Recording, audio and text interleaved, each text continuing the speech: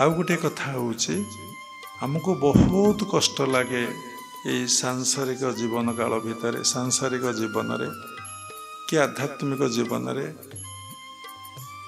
समस्तंकर अनुभूति अनुभव अच्छी सेटा होउछि काठारू केतबळे किछि प्राप्ति आशा रखंतु नाही काहाठारू प्राप्ति आशा केतबळे रखंतु नाही देखंतु सबु क्षेत्र रे आमर प्राप्ति आशा रहुछि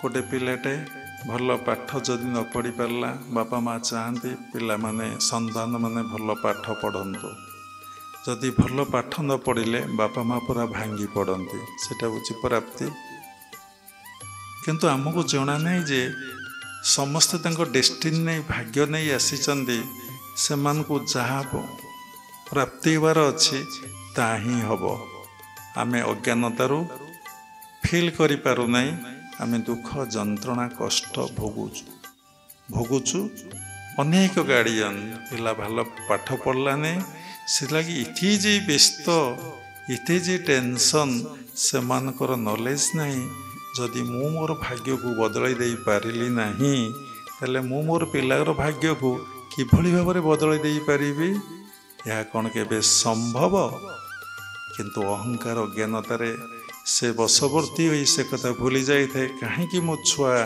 कि मो संतान मो पिला 95, 98, 99% न रखिला समस्तंकर ए शिक्षित समाज रे गोटे व्याधि हो जाइछि जो माने धर्म जगतर यात्री जांग भीतर ईश्वरीय ज्ञान अच्छी से माने एथरे इनवॉल्व हुअन्ति नहीं से माने चुपचाप देखती हाँ पिला जेतिक रखिबार थला रखिला से तार डेस्टिनी नहीं आसीछि से जा करिबार कथा करिवो ईश्वर ऊपर विश्वास निर्भर रखी ड्यूटी करन्ति पिलांग पय सबु क्षेत्र प्राप्ति कथा आपण कहबे कहिले बहुत समय लगे तथापि कहूछि आपण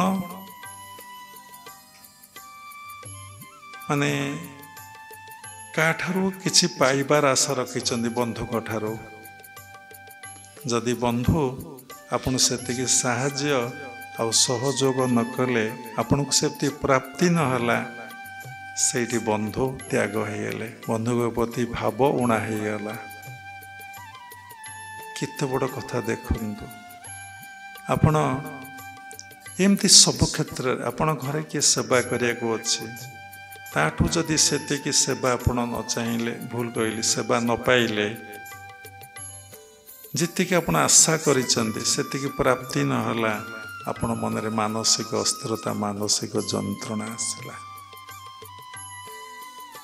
आपण स्त्री की भल पाउचंदी स्त्री आपण जेतिकी व्यवहार देखैबा कथा सेतिकी व्यवहार आपण को देखैला नहीं ताठू सेतिकी व्यवहार आपण पाई पारले नहीं आपण मन रे दुख जंत्रणा कष्ट आसला मानसिक अस्थिरता आउ रहिला नहीं सेमती स्त्रीटे पुरुष ठारू जेतिकी ता स्वामी ठारू जेतिकी व्यवहार पाइया कथा जेतिकी आशा करि थाए सेतिकी जदि प्राप्ति न हला तार मानसिक अस्थिरता मानसिक दुश्चिंता बुद्धि पाई जाए आपण समाज रे एम तो कहले घंटा घंटा समय लागिबो आपण देखंतु जेकोसी केस रे मनुष्यर प्राप्ति आशा रखुछि सबु केस रे गोटे आश्रम को गला आश्रम रे बेसी भी चाहूँगी गुरु ठारू प्राप्ति आशा गुरु मते भल पातु गुरु मते श्रद्धा करंतु गुरु मते स्नेह करंतु गुरु मते पाखरे बसंतु गुरु मते ज्ञान उपदेश दियंतु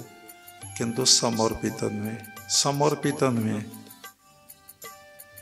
तेणु यू जिनस मिलव ना ता रूटा से जानी पारला नहीं मनरे दुख जंत्रणा कष्ट आसला आउ आश्रम जीवा नहीं कि बाबा सहित आउ संपर्क रखिबा नहीं प्राप्ति किते कष्ट दौची किते मानसिक जंत्रणा दौची किते मानसिक अस्थिरता आम भितर सृष्टि होची आपण माने समीक्षा करले देखिए आश्रम को जाइचंदी गुरुकुल आश्रम को गुरु ସବୁବେଳେ ମଙ୍ଗଳମୟ।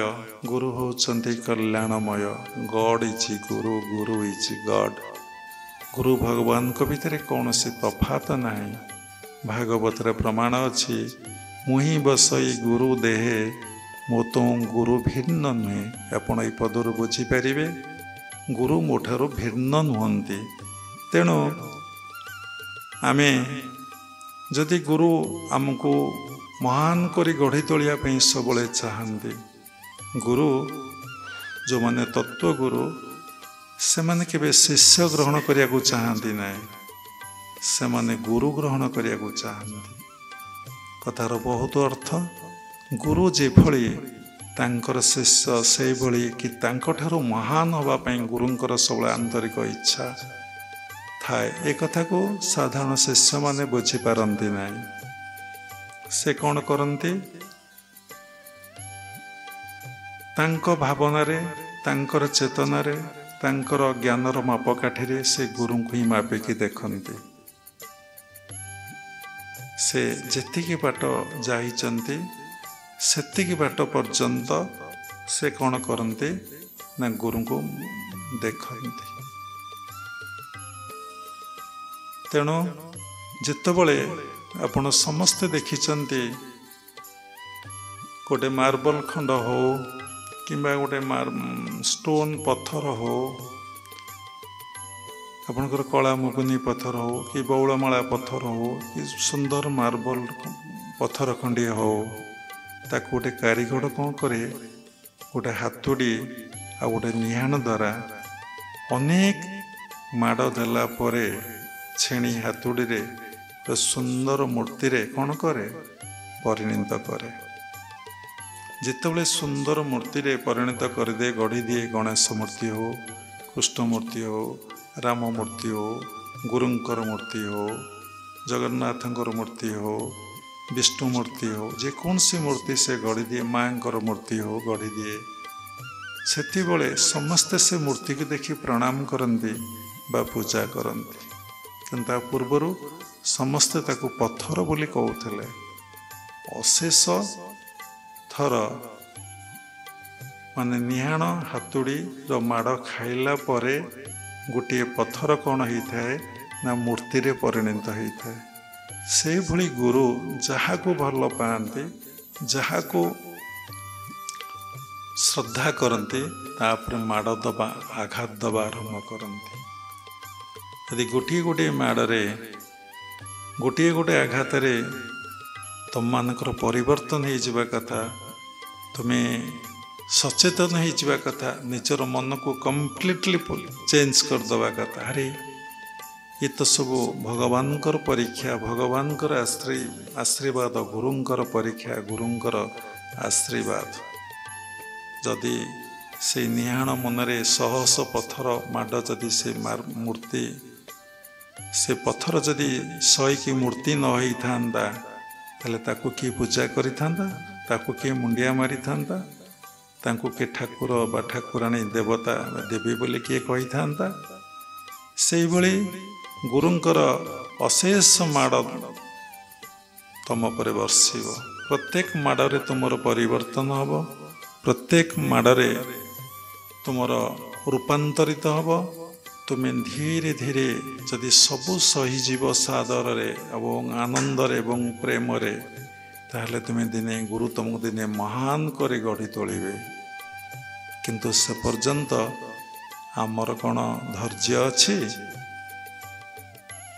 ଆମେ ଗୋଟିଏ ଦୁଇଟା ମାଡ଼ରେ ନା ଏ ଗୁରୁ ଭଲ ନୁହନ୍ତି, ଇଏ କ'ଣ ମୋ ଠାରୁ ଚାହୁଁଛନ୍ତି, ନହେଲେ ମୋତେ ମାଡ଼ ଦେଉଛନ୍ତି, ଏଇଭଳି ଅନେକ ଶିଷ୍ୟ ଗୁରୁଙ୍କ ଠାରୁ ପଳେଇ ଯାଆନ୍ତି, ଗୁରୁଙ୍କ ପାଖରେ ରହନ୍ତି ନାହିଁ।